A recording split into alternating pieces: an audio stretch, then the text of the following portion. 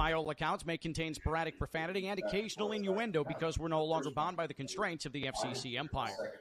Zach, just how sober would you say you are right now as we perform this episode of By All Accounts? Are we like on a 1 to 10 scale? Is that where we're at? 10 being the least sober, 1 being the most?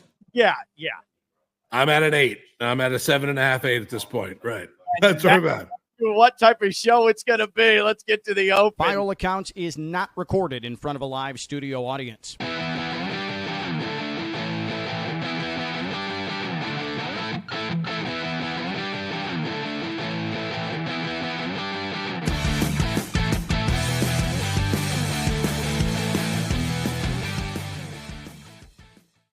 Forget the NBA Finals. Forget the Stanley Cup Final. Forget the sacrifices that these brave athletic warriors make.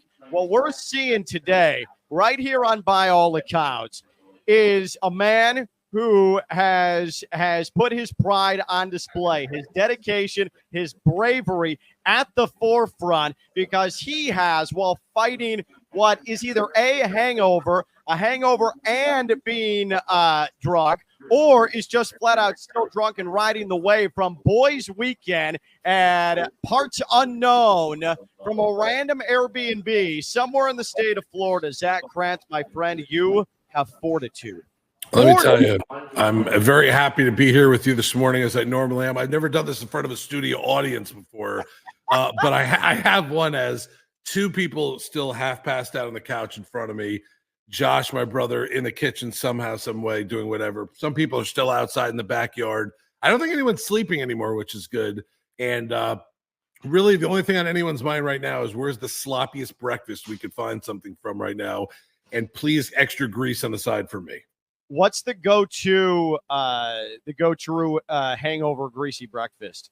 It's got to be like, I think Brad or someone brought up Waffle House or IHOP. Yeah. Or something like that. I feel like that's the safest breakfast for all of us this morning, knowing what we did from about 4 p.m. yesterday until probably 2 hours ago. Yeah. I always get the sense that the key component of the hangover breakfast is the hash browns. And yes. It's got to be like total grease pool, like the pancakes or waffles. Right. Like, that's not going to cut it. Like that's part of it. But the X factor is the hash browns and the greasiness of the hash browns. And it can't be the cubed hash browns. It's got to be those like slivery things that you have filled in the pan and then put out just in a massive wave of hash browns. Right. And then like when you're taking it out of the pan, the grease still goes with it, like to like soak into the hash browns a little bit more. I'm hoping that that's the kind of thing. We do have a couple bougie guys here also where it might be like just like the roasted red potatoes for like the side. So at this point, I don't think anyone is going to challenge anyone's idea on food ideas. I will tell you this. I don't remember what time it was. Does anyone remember what time last night the guy brought over McDonald's? Does anyone remember that? Okay. It was definitely between 1 and 3 a.m. where a guy brought over just bags of McDonald's. Somebody ordered it. I don't know what it was. I looked up and there were McNuggets in front of me and I could not have been happier. But that's what this trip is kind of 18 hours into right now with 2 days left. Still one more to come today. Our buddy Daniel's still coming up today. But otherwise, we got a house full of like 10 or 11 dudes that you could tell last night around 6, 7 o'clock, once everyone got settled and dropped their bags and like hung up their clothes or whatever in their room, and everyone had to pick a room, that everyone was very happy in a good way, if you're listening, Ashley or Matthew, to kind of not be around their kid or their wife or responsibility for a little while. Because once that did happen, the refrigerator, we have 2 refrigerators in this kitchen. I don't know why, but it's fantastic. But I feel like we designated one for liquor and one for beer, and possibly Oreo cookies is in the one with the beer. You know what's funny? You mentioned refrigerated Oreos. My wife randomly just put a container of Oreos in the fridge the other day, and I'm like, what the hell? I've never seen that before. But apparently when it's humid, that's the way to keep them crunchy. You know how Oreos, the wafer part will get soft and soggy, right, if it's closed properly. That's the humidity. I'm like, that's brilliant. It's a life hack that your wife, thank God, knows about, because everyone should know about these things. And yes, Oreos in the fridge it's a good thing. I think they're out of the fridge at this point, which is not a good thing here. But yeah, immediately when I bring them home, if we buy them at the grocery store, they're one of it's like eggs and butter and like the Oreos have to go in the fridge, basically. Right.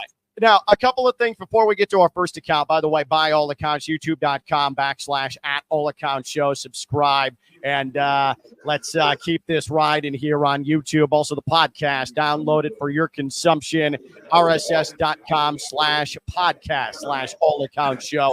Just two observations off of this. One, Uber Eats, the delivery realm, that profession, I have great respect for it. It's not glamorous, but it's necessary. It's a grind, and I respect the people who undertake it. There might not be a lower point of the Uber Eats profession than picking up and subsequently delivering McDonald's to 10 drunk men on a Friday morning at 3 a.m. So whoever did that is probably reevaluating their approach to making money right now. And two, the biggest question is, how does that house smell? Actually, it's not bad right now. I thought it would be a lot worse. We have a lot of clean freaks in the house right now with us, so it's actually on an occasion like this is a really good thing to have, of like, because a lot of the times if you go to like a party like this or a weekend like this, like after night one, you wake up in the morning, there's cups everywhere and like plates and like that. Literally, as we were like kind of like, okay, I'm gonna try to get to bed or I'm gonna sleep on the couch, everyone was picking up stuff last night. So we woke up to a clean house, woke up to a nice smelling house. I feel like that's going to be the next 2 days like that, because we don't want to live in that. But at one point, it did look like 2 or 3 fraternities ran through this house last night and just left without, saying goodbye. It was pretty bad what this house looked like. I'm surprised at what it looks like right now, outside of the fact that there are just empty bottles of tequila on the table that I don't even remember opening. I'm staring at them now, and it's kind of freaking me out. Just real quick, just to give you an idea, at the time of recording, the two completely different ends of the spectrum Zach and I are living on. Zach describing looking at empty tequila bottles he doesn't remember consuming, ate a 4:30 a.m. McDonald's after a night of sports betting and heavy drinking, and I just came from a kindergarten graduation. So we could not be living more different lives right now.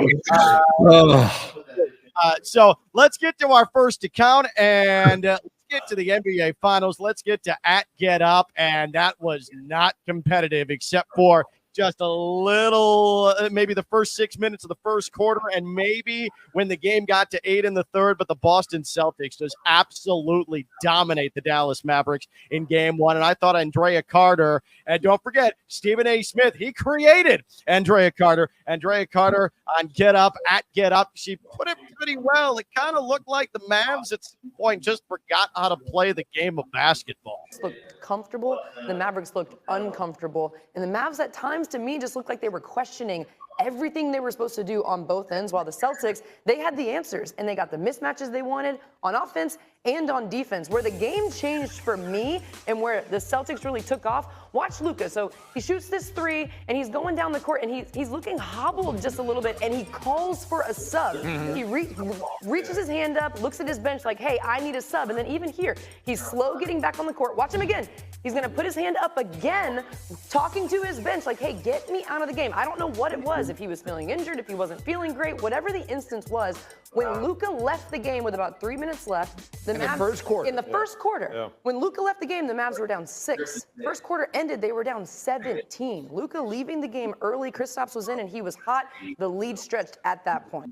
And that's just a symptom of what the overall problem was. That ended up being, in that span, a 44-16 run for the Celtics. At that point, the game was over. That game was lost in the first quarter and the early moments of the second quarter. And it's crazy. The Celtics actually had more turnovers than the Mavericks. I was stunned when I looked at the final box score, but it doesn't even register in my brain because the Mavs were so sloppy. They only had a handful of assists through the first 36 minutes of the game. It was the lowest number this season in the NBA for number of assists through that portion of the game, through the third quarter. It was just disjointed and bad, and the ball wasn't moving, and it was ugly. And I thought the Mavs, and I still think the Mavs can win this series, but I thought the Mavs have learned some lessons in defense. That looked like last couple of years, Mavs defense, Luka not wanting to defend, everybody missing assignments. The Celtics did whatever the hell they wanted. After waiting 9 days to see NBA basketball, that really felt like a waste of time last night. Ken, it was horrible. It was great in the beginning. It actually looked like it'd be competitive early, very early, like you said. But let me tell you, if Porzingis plays even a quarter of the way he played the rest of the series, they're done. Dallas is in big trouble. I didn't think Porzingis would come back and play the way he did. It looked like at one point he couldn't miss a shot. It was absolutely ridiculous. And my second observation, if Luka's hobbled at all, this is over. Like, Luka was the only shot I thought, even at 80%. If Luka's at a good 80%, I thought Dallas could win the series. I still think, like you said, I'm still with Dallas at this point. Boston normally does this in game one, and then they shit the bed in game two. And that's when, like, that's kind of the betting prop that me and my brother used the first 2 rounds. I told you about it with Boston. They literally blew the second game of the first 2 series, just blew it at home. So hopefully that happens again so we can recoup some of that money we lost last night on them. But at this point, I saw in like the second or even early in the third quarter, a Dallas team that was, Carter was right. They just looked like they either didn't think they should be there or they already thought the game was lost and they were just kind of putting up shots. It didn't look like the Dallas team we saw a week ago play against Minnesota. And I just couldn't understand when the lights are shining this bright on you. Well, you guys, they played terrible. This is probably the worst game Dallas has played, I'm guessing, even with losses in the last couple rounds. Oh, yeah. Probably the worst game they played in over a month, maybe 2 months. That's scary considering it was game one of the NBA Finals. I think that's probably pretty accurate. Here's what I'll say, because I know that there's going to be a rush to see. That's the Celtics. That's the Celtics. That's look at them. They're overpowering. They're not going to shoot 38% from three again, hit 16 threes, and just go lights out. Like I would be stunned if that happened anymore in the finals. They were unconscious from beyond the three-point line. How many times, and this is just personal experience, have we seen the Heat, especially 2 years ago in that Eastern Conference Final Game 7, the Heat get down massive to the Celtics. And then what happens the next game? The Heat come back and the Heat win. The Celtics lose their composure or they lose their concentration. There was no reason that Eastern Conference Finals 2 years ago should have gotten to 7 games, except that the Heat had more fortitude. The Celtics eventually held them off and almost blew a massive lead. But this Celtics team does not deserve the benefit of the doubt when it comes to being able to maintain concentration in the biggest moments. Not this group, not this core wearing green until they actually get the job done. So I'm not going to sit here and say, series over. That's the Celtics firepower, because the Celtics MO with this group has been lapses in concentration where you say, how the hell have they let this happen? So is it a good start for the Celtics? Sure. Is it concerning for the Mavs? Yeah. But this shouldn't change anyone's thoughts on the series one way or another just because of the way things transpired in the first game. No, you're right. And like I said, if Dallas plays another game like this in game 2, where they come out looking like this, that point we could change our minds a little bit, and especially if you did take Dallas and go, oh boy, we're in trouble, because they did look bad. But this is exactly the blueprint for Boston. You said it. You said it correctly. They come out, they have one unbelievable game, and then they have like a game where they don't think, maybe they were too tired, maybe they were just out there kind of rolling through the motions, and that's normally game 2, and they let the other team get in the series. If I'm Boston at this point, and I'm looking around that locker room and I'm Jayson Tatum or I'm Jaylen Brown or any of those players, I'm looking going, guys, this is the only way we change the narrative. We have to win these 2 games. We have to win these 2 games right now, because otherwise it's the same thing where all of a sudden we're in game 4, game 5 with a chance to lose and get them back in the series. And if you're Dallas at this point, you have to come out and say to yourselves in practice, we can't play as bad as we did. Like, we can't have, there's no way we can have another game like that. So as long as they're not lights out and they're not blowing us out after the first quarter and we're still playing our game, guys, we're in this series. Overreaction after game 1 is my favorite, because you look at this and you're like, oh my God, Dallas can't do this. Or like in the video, Luka's hobbled, they're in trouble. Porzingis is on fire, they're in trouble. It's every hot take I had this morning watching all these hot takes also. But the prediction is still there. I still like Dallas in 6. I love Dallas in the points last night. I just thought that they would come out and do it. I couldn't believe how bad that game looked after a while.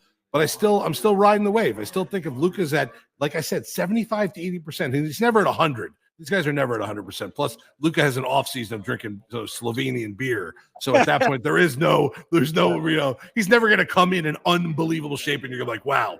But give me Luka at 75% non-hobbling and Kyrie not scoring 12 points in the game, and I think that Dallas still has a pretty good shot in the series.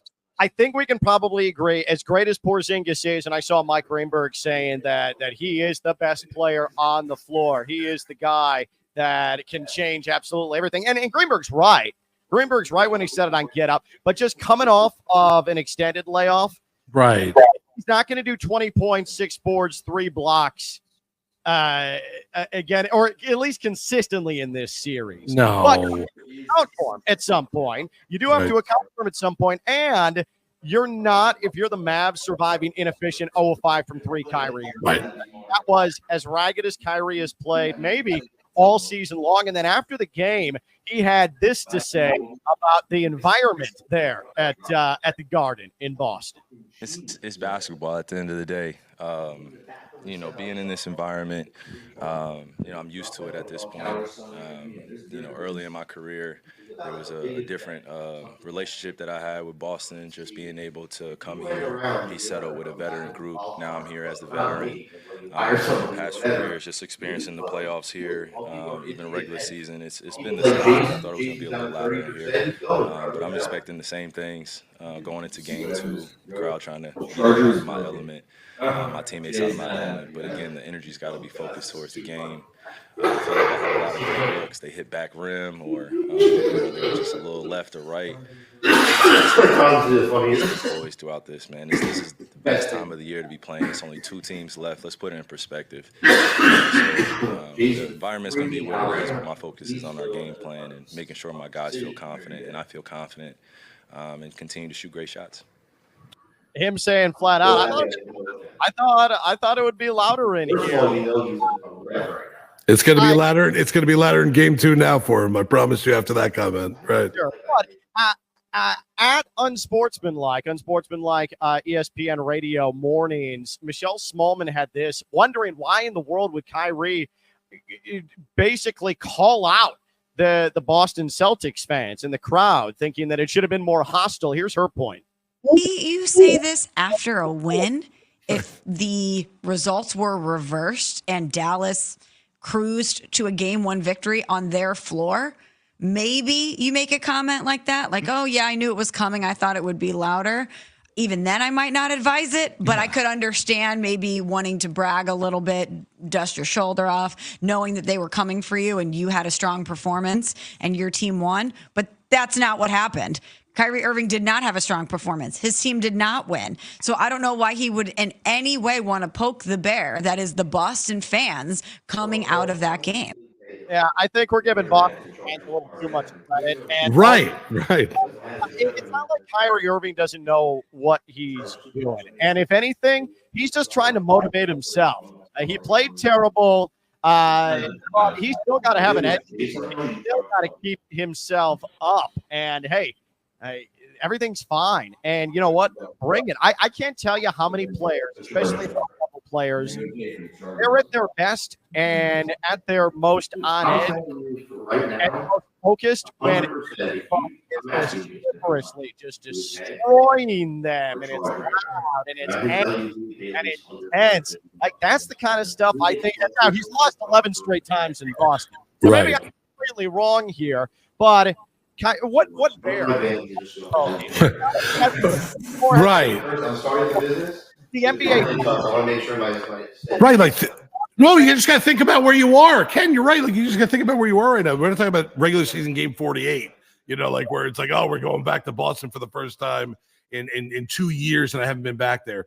I mean, listen, I get it. And I'll tell you what, I bet you Kyrie to a point, wants them to be a little bit louder. I think you're right. Also, I think that the motivational factor in that for him is huge, and that's why I couldn't believe how bad of a game he played in game 1. And yeah, maybe he was missing shots and this and that. And that's fine, hitting the back rim. He said it there in that comment. But I just have a feeling that when he gets the ball and gets booed, I think he likes it. I think he feeds into it, and I think he will in game 2. And if they're louder, that's fine. If they're not, we're not, like you said, we're not talking about a soccer crowd overseas where you're trying to boost them up and they're going to get crazy on you. Boston's going to be loud, sure. It's the NBA Finals; they should be. I can imagine that the Kaseya Center was loud too, and Dallas will be loud during the finals, and that's plenty fine. But yeah. I just look at this and say, if Kyrie has a little bit better of a game, has a little bit more control over the game, has a little bit grasp on what's going on in the game, is not missing as many shots, this game is different. This game is a lot different last night. And I think that Kyrie's going to come out in game 2 and have one of those big games. My big fear at this point is that something might be up with Luka. And if there really is something up with Luka, then that's a problem for Dallas. But just give me that 75% Luka, and I think they have a shot. I just don't think Dallas could play a game like they did last night again. And if they do, we have to start putting a little bit more credit on Boston's defense. If Dallas comes out again and has a game like that, we have to now turn over that page and say Boston's defense probably is as good as it is out there in the NBA. We know we hear about the offense all the time, how historically great they are. But Dallas's offense has been really good in this last month. And if they can do that again, that's fine. If they can shut down Luka, that's fine. If they could shut down Kyrie like they did last night, that's even more amazing to me because Kyrie's got a chip on his shoulder in the series. So we'll see what happens in game 2. But like we've been talking about this whole time, Boston shits the bed in game 2 of most of these series.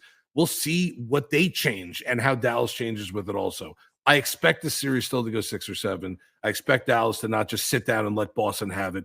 And I don't expect Boston to have games like this every single night. It's just not their game they played this season. Yeah, and I don't think that Kyrie needling the Boston crowd has any effect on this series. Again, he's just trying to get himself up. He's trying to convey strength after a really poor Game 1 performance. Hey, I'm still here, and you better bring it. It's all motivational and tactical. Does it work? I don't know. But is it going to change the series? Absolutely not.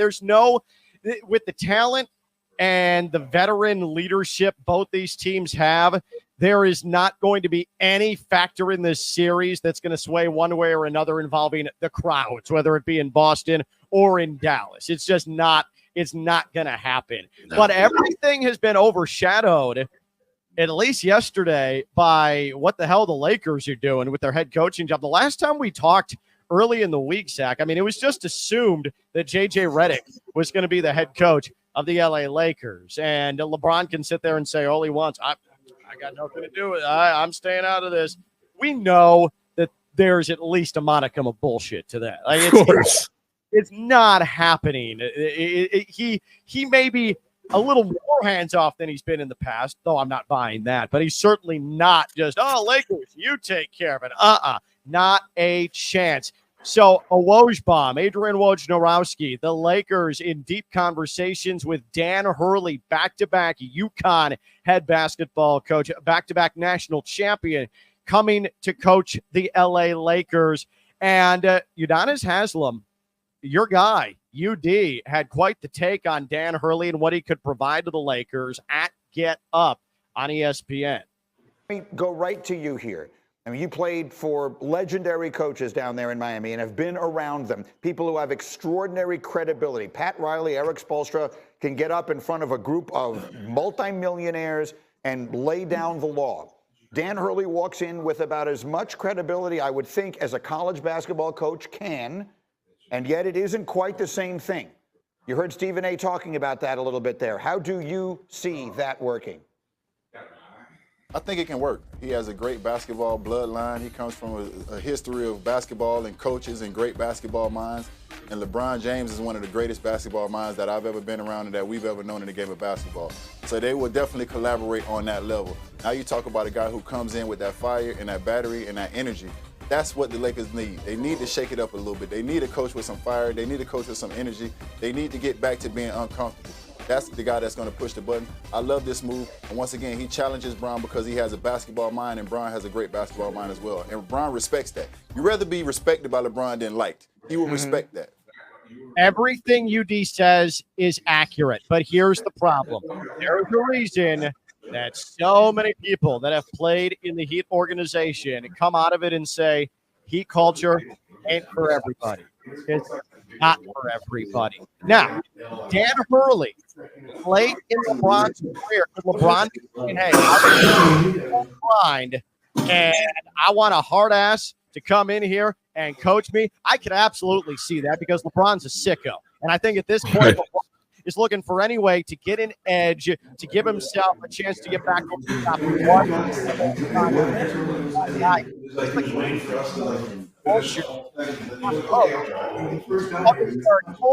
would come into this.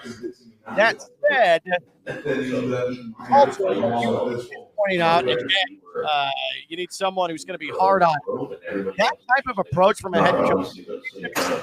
Top. The reason he called this is because that all comes from the top, with the guy with slick back hair who invented the Heat culture, and then it trickles down. I don't know if the Lakers are about that life in their office. So it's great to be an outsider, but unless the front office takes on that personality too, I'm not saying this right. But once LeBron leaves, from option, because here's what's going to happen. LeBron leaves. Dan Hurley, if you gave him like an Oklahoma City Thunder type of team, a bunch of young guys, he could get into competing for what he can championship level. And I say no, because at some point, once the superstar mindset came in, you'd have to get the coach that would maybe be a little more. I just don't see a scenario where Dan Hurley is long term, and I operationally why he'd want to take over the Lakers, but I don't know if his NBA career would be long enough to satisfy. I would stay at UConn. It's funny too, because the conversation was a little bit had yesterday in this house when we talked about the Hurley name come up, and it's like, oh my God, it's going to end up happening. He's going to be the coach. I can't believe it. My first thought was he can't turn it down. It's a Lakers job. He can't. And if he gets fired after 2 years, he'll get any college job he wants, basically, to a point, because he's got that reputation. He's got that cachet. It's hard to turn down this job, although it's hard to take this job also because of a guy like LeBron, because a guy like Rich Paul also in the background. Like you said it perfectly. The culture stuff doesn't start in that locker room. It starts way above that, and it trickles down. It bleeds into it. That's why guys like UD, who've been retired and been with that team for 20 years plus, all he does is talk about it, because that's all he heard every single day. Not about culture, because they didn't talk about culture there. They just talked about what it was like around them. We talk about culture. Lakers talk about culture. The Yankees talk about culture. If you have the culture, you don't talk about it, and that's why the Heat have done it so well for so long. It's when a guy comes in and tries to change it. Now with Hurley, maybe it's right. Maybe UD's right on this. Maybe they needed someone to come in there and be like the high school coach for this team. But it only takes one guy to buy in or buy out at this point for Hurley, and that's LeBron. And if LeBron is sick enough, like we're talking about, to take this kind of coaching responsibility on, because he's basically the assistant coach if Hurley's the head coach at that point. He's the assistant GM if Pelinka is still there doing the GM stuff. He's the assistant owner even if Jenny Buss is still there also. It doesn't matter. It's all about LeBron. He had to okay this. Obviously, we know that. There's no way they just hired a coach and didn't tell him about it. He had to make sure Rich Paul was on board also. But the second LeBron's not buying into it, it's over for him. So you got to hope from day one this works where he's pushed. Maybe UD's right about this. Maybe it's to the point in LeBron's career where he has one last push. And I'm not talking about 5 years. I'm talking about a year or two push where he could try to do this. And maybe that's the case also, and he needs a guy like this. I think that short term, again, I think this could pay dividends. Now, you got to ask yourself the question. This group of LeBron and AD and Hachimura and Russell, like, do you really believe that they are going to be capable of competing for a championship? That's the question. Could they beat the Mavericks right now in a 7-game series? No. Right, exactly. Could they beat Denver? No, I don't think they could beat Denver. So, yeah, they're still a player away. We've been talking about this with the Lakers for a long time, trying to get that next guy in. Right, they're a player away, Ken. If they could do that, it's different. If they get that player, I think LeBron, I could see him, and I do think he's a coach killer, make no mistake. But I also, just because LeBron is a little bit of a sicko, I could see him saying, hey, I got the legs for 2 years of being absolutely college coached. Right. Let's Like, let's get, and I've got respect for Dan Hurley. He knows how to win titles, championships. So let's go. LeBron allows himself to be coached like he, for the most part, allowed Spo to coach him. And right. LeBron sits back and is allowed to be taught. And that's given one last go at a championship. So let me ask you this then, from that standpoint.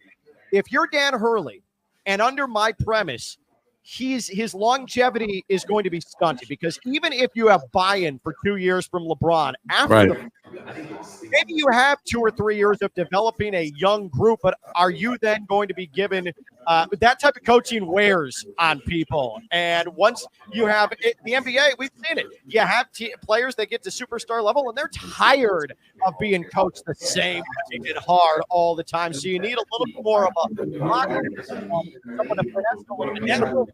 Ain't that guy. Say that releases for 5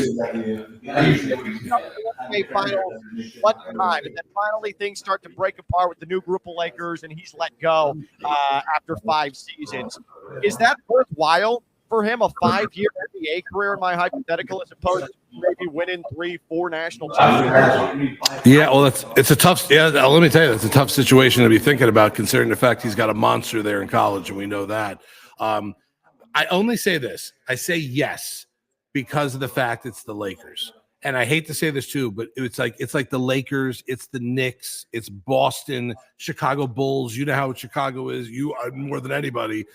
Maybe at this point, like the Miami Heat. It's not him going to, and this is no shot, but it's a little one. It's not like him going to Milwaukee. It's not like him going to Sacramento and getting a job for a 5 or 6 year deal. He's going to be the Lakers head coach. It's the same argument I had with my brother, who's a humongous college basketball person, when I said, you can't turn this down because it's the Lakers. If it was the Clippers, you turn it down. If it was any of these other teams, you turn it down.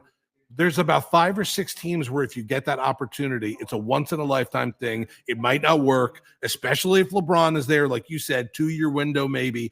The only sidebar I have to that is, if you were right, if the Ken LaVicka strategy on the Lakers with LeBron going, I got 2 years left in me, Hurley. Let's go. I'm ready. Let's do it. Here's the caveat. You want this team to succeed in a couple years? Draft my son. And let's put him through the 2-year gauntlet with me and see if he can become the player he is. I have a feeling that's going to be a part of it. I have a feeling it's a part of where LeBron's going to say, I got 18 months, 2 years left of me going full strength. Bring my son on board, and let's try to teach him how to do it. I just have the weirdest feeling that this is going to happen, even though he said it a couple years back, or Bron even says, I don't need to play with my dad. Yeah, it doesn't matter. If LeBron's only got 2 years left, there is a very good possibility he says to the coach, the GM, and everyone there, which is him in every aspect anyway, we got to bring my son in at some point. We'll be good to go after that. Give him 2 years with me, and he'll be an all-star after that. I don't know if it'll work, but if I was Dan Hurley, and that was going to be. Would you run from that? Would you run if LeBron? Yeah, I knew you were going to say that, because in the back of my mind, I'm saying the same thing. Because now all of a sudden you're the coach, but you're handcuffed because now you got the superstar and his kid there. Right. And again, this is nothing against Bronny. And I hope Bronny has a great NBA career. Me too. And does nepotism play in? Sure. But am I going to get bitter about it? No. But it is a little weird when you have a kid who averaged, and I understand everything that happened in the offseason and the scary health concern. Right. But a guy who averaged 4 points a game and was not playing consistent basketball at USC, where he should have been able to put up numbers, couldn't even get on the floor an overly consistent amount. And now all of a sudden he's being he's probably going to be a second-round pick. Right. If Hurley's walking into this situation and LeBron is calling the shots on who gets drafted, I'm saying fuck that. Right. I'm out. This is not for me. And has LeBron earned that right with the Lakers? Sure. But does Dan Hurley have to walk into that situation? Absolutely not. No, Dan Hurley is the guy being courted right now. Not LeBron. LeBron is trying to court the guy. LeBron needs to court a guy. How scary is the fact that for the first time in LeBron's career, it might not be a great job taking the job with LeBron because of what's left there. Not that I'm saying the Lakers' job isn't good. The Lakers with anybody, with the shitty team, is a good job. But it's the fact that you said it right. LeBron, as good as he is, as great as a player as he is, maybe the second best player of all time, maybe the first one it's all said and done. I'm not saying that on the record, though, because I'm still a Jordan guy. But LeBron right now is a coach killer. LeBron right now is we don't win in 6 months, you're out. So if you're Hurley, what do you do if you take this job? You get a 6-year deal. You get that guaranteed cash. You get that 6-year deal. And in 2 years, if it doesn't work out, you take the second best coaching job in college, or you take a reclamation project and do it all again if you have to, and you're fine and you make some more money. But I would have a hard time if I was the courted guy walking into that meeting room and not saying to LeBron, I know you're LeBron, but I'm the coach. I know you're LeBron, but I have to be the guy in charge. If there's any issues with that, I have no problem. But tell me now, because that's just not the situation I want to be in. Do I want to coach you, LeBron? Yes. Do I think we could win? I do. Are you going to hurt me in this? Oh, no, we're going to be great. No. LeBron, be honest. You got 2 years left. Bring in a guy that you want here, that you want as your assistant coach, rather than me, because I have a whole new way of doing this. He's like a high school coach. Does LeBron want to be coached by a high school guy again? That's what it really comes down to. And unless he does have that LaVicka 2-year plan, it's not going to work out for Hurley. There's no way. I think LeBron wants to be coached, but I also think that there's red flags all over the place if LeBron is still allowed an inch to be like, hey, Pelinka, we're taking Bronny, right? Like you're keeping that foot in the door, and that becomes extremely dangerous because, as we've seen, LeBron's influence can come in a cascade and then completely take over. But if it's not Dan Hurley and they do go with a JJ Redick, that's going to be wild because you've gone from a guy who's going to come in day one and say, here's how it's going down, to a guy in JJ. If JJ Redick becomes the head coach, we might as well just all assume that LeBron is player coach because it is going to be LeBron in JJ Redick's ear. JJ Redick tactically is going to put them, I think, in a position to succeed, but there's no way he can walk into that locker room and say, what the hell are you guys doing? Where's the focus? LeBron's going to be the one double checking the game plan and co-oping the game plan. JJ Redick is going to be, and I don't mean to disrespect him with this, but it's going to come off. And I think perception in this spot would be reality is him being a figurehead and an interesting headline-making hire as opposed to a championship level hire. Can they do a podcast together? Me and you do a podcast together. I mean, if you were the best player on the team and I was the head coach, it'd be a problem if we were doing a podcast together. Like these two guys are good buddies. Like how are game plans going to work? We're going to be able to read through the podcast to see how game plans are going to work. We can actually go back and listen to a couple of their old ones and see if they talk about how JJ would coach the team, because that's how it's going to end up playing out. I don't know. I think you're right. We're going from such polar opposites of like the high school coach in Hurley to the best friend, my dude, that's going to coach the team also in JJ Redick. It'll be interesting what they kind of finalize here. I would be surprised, though, if either one of these guys, outside of winning an NBA championship in the first 2 years with LeBron, sticks with that team more than 2 or 3 years. I just would at this point. Until LeBron is gone and they can hire a guy for 5 years to be the 5-year head coach, LeBron is going to dictate, and Rich Paul, who's also their kind of assistant GM out there. As much as Rob Pelinka might sign the deal at the end, it's Rich Paul putting the deal together first. That happens. It's just it's such a weird situation because the Lakers' job is so good, yet it might not be that great of a job to have. Yeah, well, credit to the Lakers. Evan Cohen made the point on Unsportsmanlike on ESPN Radio. Going to get Dan Hurley, that's what the Lakers do. That's Absolutely. First step. That's old school Lakers. He's 100% right. Good on the Lakers for that. There's a reason there's only been one coach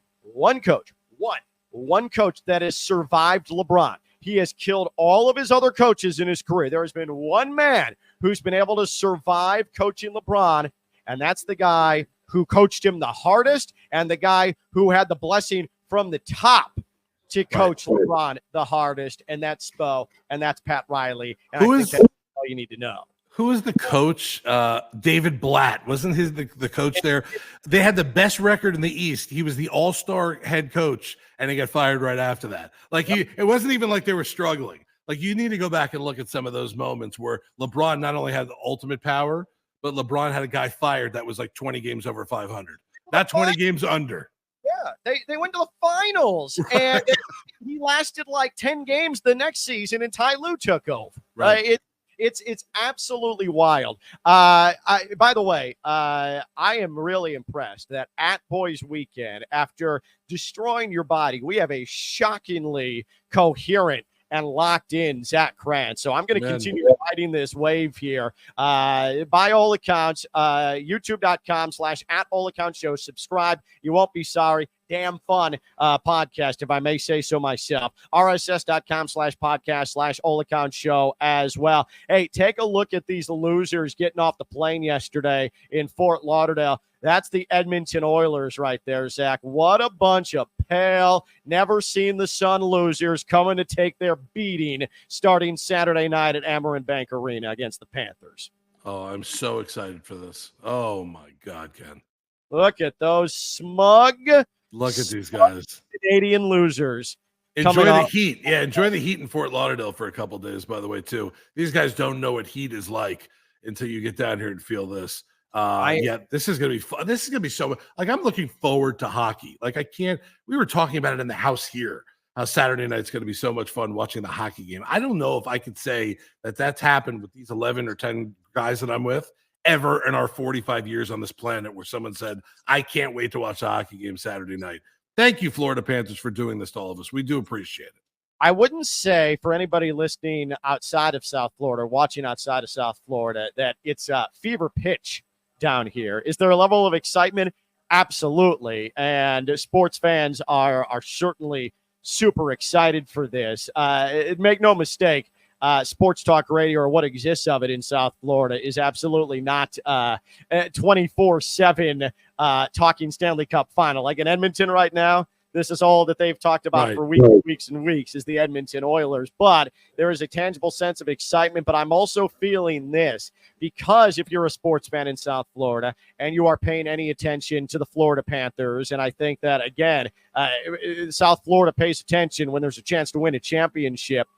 Everything has been so dominant from the Panthers, and everything looks like they should be the favorites, and they're going to figure it out because they've got the experience, not only on the ice and in that locker room and the star power, but also behind the bench as well. There's this South Florida existential dread that something's going to go wrong, that everything is aligned to win a championship, and the Panthers are the better team, and the Panthers are the best team, and this is the time now. And because of that, in true South Florida fashion, outside of the Heat who have spoiled us, something's going to go wrong. I'm just getting that sense that this is starting to set in here.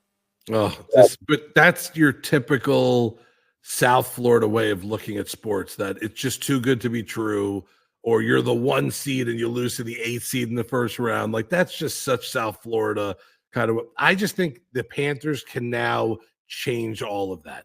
They're supposed to win. They're the favorite to win. Just go out and win. Just go out and bring it. And what it'll do to the South Florida community is not, listen, there's not going to be kids walking around with Panther jerseys all year long like they wear like a Tyreek Hill jersey or a Jimmy Butler jersey. Like, that's not going to end up happening. But the only way to get the fan base down here is to go after the younger crowd and to get the younger crowd on board.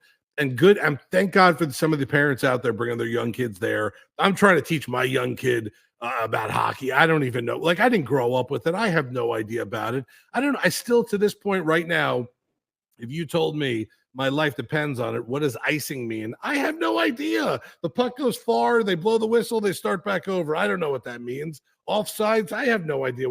How do you even do that? It doesn't matter. At this point, I'm rooting for a team. They're the South Florida team, but you're right. In the back of every South Floridian sports fan's head is, we should win. How is this going to go the wrong way? How is this somehow? How are we going to get to a game 7 in Sunrise in penalty shots? Something stupid. And Bobrovsky's going to have the game of his life until then and give up that 1 goal. Like, you're right. That's just how we are. It's because we have Dolphins blood in us. That's the problem. Yeah. It's the Miami Dolphins blood. The completeness of this Panthers team and how they have navigated their way through this postseason, to me, this is the best feeling I think that South Florida has had about a South Florida team finishing off a championship run than maybe year 2 Heat, Mavs, or Heat and Thunder. That said, there was still the hangover from what the hell happened against the Mavericks the year before. Are they actually going to figure this out? Maybe 72-73 Dolphins, though I wasn't alive. I was far from being alive, so I have no vantage point from that. maybe 2001 Canes. Right. Going into the Rose Bowl. Like, I think the Panthers are in that pantheon of they're so good, they need to finish this off now. Right. Like, they're in that discussion, in that breath. I mean, think about where they were, 2 seasons ago when they won the President's Trophy. They were the best team in the league. They lost in the first round. It was terrible. Made big trades, brought in new guys. All the I mean, how about just go back, in the last 2 or 3 years and all the coaching issues of Quinville, and then, you got to get rid of Quinville, and you got to bring in this guy, and this guy's not working out. I thought that was the end of everything. I thought when Quinville, I thought the whole thing was going to fold at that point, like something bad. The poison's in the water somewhere. We don't know where it is. It's hitting everything. Here's a start with Quinville. What they've done is sustain, in a 2-year span or even 3-year span outside of losing in the first round, that they're a quality team. And I think that that's one thing that doesn't happen a lot down here in South Florida, and it sucks that you have the 1 or 2 year runs. The Heat had it for a long time. The Heat are the only team, like you said, or the only sustainable. I feel like every year they're still in it, no matter who's on their team or who's on the roster, LeBron and Wade or Jimmy by himself with a young Bam. They still have a shot because of the entire organization. Panthers are getting into that realm. I think the Panthers are starting to move in there. Now, they have to win first, though. They can't just keep losing in the situation, and they haven't even played a game in the Stanley Cup Series yet, so we'll give them the benefit of the doubt. But win one of these, and you're right up there. You have taken the leap that other teams down here can't take. It just feels different. Both Jimmy appearances in the finals have felt like we're just happy to be here, because there's the bubble final, and then there was the 8 seed. The Panthers last year was, we're just happy to be there. But not since the Big Three did we have a team in South Florida in the championship round that was, one, they deserve to be here. They absolutely, before the playoffs started, you thought they would be here, and this is their series to lose. We haven't been able to say that since the Big Three and maybe that Thunder series, because there were serious questions if round 1 against the Spurs, they were going to be able to finish that job, and they needed Ray Allen to provide them a miracle to put them in a spot to eventually finish that job. So, Oilers, I hope you get sunburn. I hope you dehydrate. I hope it's a massive problem for you, and I hope the ice is terrible and you bitch and moan about it like the New York Rangers did. Oh, nothing would make me happier. By the way, I just want sidebar there, and you can move on. I want one of them to have the Joe Zagacki suntan, where he left the glasses on too. Just show me one player in Edmonton. I hope it's Connor McDavid who gets the Joe Zagacki suntan. I bust Joe's ass all the time, because if you're from South Florida, you should never, or if you live down here long enough like Ken has, you should never have that anymore. You should know better. Yeah. But I hope Connor does get it. I hope one of the guys, I hope the head coach for Edmonton comes out for his media session, and it looks like he fell asleep at the pool at the hotel for about 8 hours. Oh, man. By the way, farewell to one of the great TV gods, Pat Sajak, who this weekend is saying farewell as the host of Wheel of Fortune. Pat Sajak stepping down. I don't know about you. Pat Sajak, a big reason why I learned how to read as a young child. Like, Wheel of Fortune was truly one of my literature teachers, a significant portion as a kid. So, Pat, bless you, my friend. We're gonna miss you on our television screens. 2 TV shows helped me read growing up as a kid: Wheel of Fortune and Reading Rainbow. Those 2 shows right there by themselves probably helped me out as reading as a kid. Yeah, Pat Sajak's legend. But after the last couple of weeks of him taping all these shows, he's probably happy to be getting the hell out of here. Right in the butt. Right in the butt. Right. I think Pat Sajak has to go down as top 5 all-time game show host. Has to. Oh, yeah. I think that if we're looking, Bob Barker, is he like the consummate number 1? Or does Alex Trebek get a posthumous? Well, it would both be posthumous. Right. If you went 1A and 1B with that, I'd be fine. Or 1, 2, and anywhere, that's okay also. But Alex Trebek's got to be up there. Bob Barker's got to be up there right at the top of the list.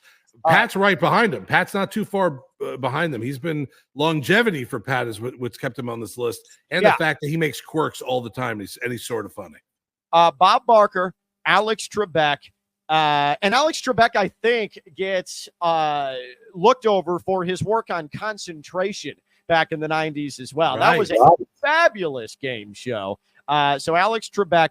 And then, see, this is the thing. There's going to be a lot of 70s, 80s people who are going to want to weigh in on all-time game show hosts. And I guess Richard Dawson, you feel like you have to, even though I didn't live through Richard Dawson and seeing him fondling women during the show. Like I was just about to say that.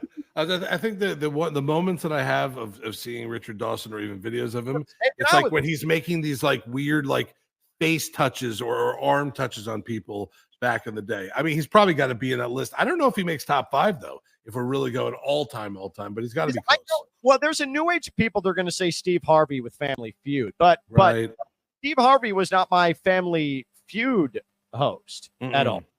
So I actually, the Family Feud host that I think I most relate to is the guy. What was his name? The guy that committed suicide. Oh yeah. What I'm talking about, right? Yes. Oh man. Rick Holmes was my first Family Feud host that I connected to the show, and he's the way he killed himself. Right. Yeah. That you're right. God, what was his name? Yeah, Ray Combs. Ray Combs. Hey, you said it. Yeah, Ray Combs. That's it. And like then Rick from Home Improvement took over for a little bit. Terrible. I can't believe it. Louis Anderson, right? He's got to be. Yeah, that's right. I'm gonna give you a wild card at number 3, a total wild card at number 3 here, because I maintain that this show is still the greatest game show in the history of game shows. I'm saying Double Dare Mark Summers is dark horse number 3 all-time great game show host in Ken LeVick. That was fantastic. That Double Dare show was a classic growing up at that. Yeah, he's got to be on there. He's not jumping Pat in my list, but I'm putting him top 5. He's in top 5. He's made if the Mount Rushmore only has 4 faces. In this case, I could put 5 up there and I'd be happy. So we're good with Barker, Trebek, Sajak, and Mark Summers. Those are our 4 on our Mount Rushmore game show hosts. It's got to be right up there. Yeah, Mark Summers has to make it. Even if we're stopping at 4. The only other person is, what was the guy who used to, and this is going back a little bit. Oh, okay. Chuck Woolery with like the dating game. Right. Yeah, win, lose, or draw. Right. That's it. Yeah. Everyone around the house is listening to this conversation. It's fantastic. Yeah, he's got to be up because like, Woolery got to say like whoopee all the time. You know, like anyone who's okay to say whoopee on the show. That's fun. Yeah. So again, you got to be of a certain age to agree with Zach and I. And if you're not of a certain age, I don't know what to tell you. Make your own goddamn Mount Rushmore. But we have Bob Barker, Alex Trebek, Pat Sajak, Mark Summers, and maybe you can lobby your local government to take one of those off to put Chuck Woolery on. But I feel good about that Mount Rushmore. So Pat, we're going to miss you. What a trailblazer in the game show industry. The wheel's going to be really annoying with Ryan Seacrest at the helm. Enough giving him jobs. He has enough jobs already. Let's spread the wealth. Stop employing Ryan Seacrest. That is my plea after he got the Wheel of Fortune job. Stop giving this man jobs. He has made so much money off producing and doing stuff over the years. It is incredible what he's done, and now he's injected himself into Wheel of Fortune. Jesus. I mean, American Idol, Dick Clark took over for him. Who would say that he didn't have something to do with Dick Clark's death? I don't know. It's a conspiracy. Who knows? Pushing him out. The Kardashians, keeping up with the Kardashians. He has taken on some of the biggest institutions and degraded them or given us some of the worst pop culture moments that we've had in the last 25 years. I'll admit, he's pretty and he's extremely smooth, but stop employing the man. He's got enough money already. He's fine. His great-grandkids are fine. Leave him alone. I need to get that off my chest. Good. Jesus. For all of us, Ken. Thank you. All right. So you continue on with Boys Weekend. Keep consuming. I am proud of you for prioritizing this show and overcoming the odds and all of the obstacles to not only show up, but to be phenomenal. A reminder, youtube.com / at All Account Show. Make sure to subscribe. Follow Zach's finger pointing tutorial. All you have to do is poke, and you're subscribed, and you're good to go. And you get the YouTube show, you get the shorts, you get all the segments, and the podcast, rss.com/podcast/ All Account Show, if you want it in just audio form for the drive home. Zach, have a great weekend, buddy. Go Panthers, go Mavericks, go Liver. I believe in you, and stay strong, okay? We're gonna take it easy for the next 15 minutes, and then we're gonna go strong again for the rest of the weekend. But I'm gonna go 15 minutes after this, where I'm actually gonna try to take a shower and like be a normal human. And then I've got like there's 4 dudes now at this point, like ravaging by the door, waiting to either get like a sloppy burger or some Waffle House. So that's the next half an hour of my life right now. It is going to be an absolute savage next couple of days for Zach and the boys. So for Zach Krantz from Boys Weekend, I'm Ken Levicka. We'll talk to you next week. By all accounts, youtube.com / at All Accounts Show. Subscribe. Talk to you next week.